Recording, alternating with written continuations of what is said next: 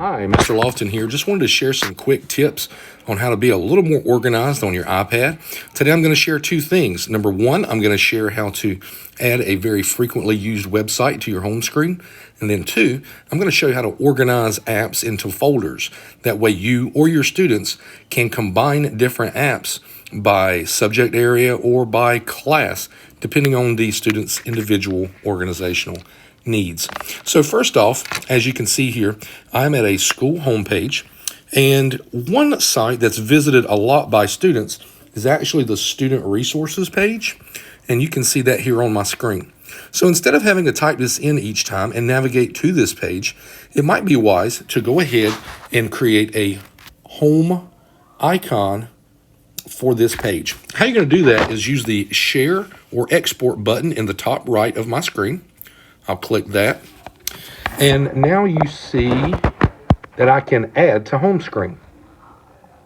Once I add to home screen, it pre-populates with the page's actual name. I'm just going to adjust that so it's a little shorter and friendlier from a visual standpoint. Then I'm going to add that to my home screen. And as you can see down here, it has been added, okay? So now what I want to do is take this app, and I'm going to show you how to edit your home screen. Just like I did a moment ago, you're going to press and hold the app until this menu appears. Then you'll select Edit Home Screen.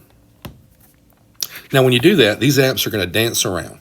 You want to press and hold on the app you're going to move, and I'm going to move it all the way to a page where it's isolated. And on this page, you can see that I have 3 applications dancing.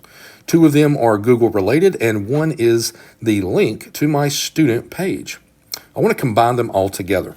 So let's just pretend for a moment that these applications I will hold and drag on top of each other.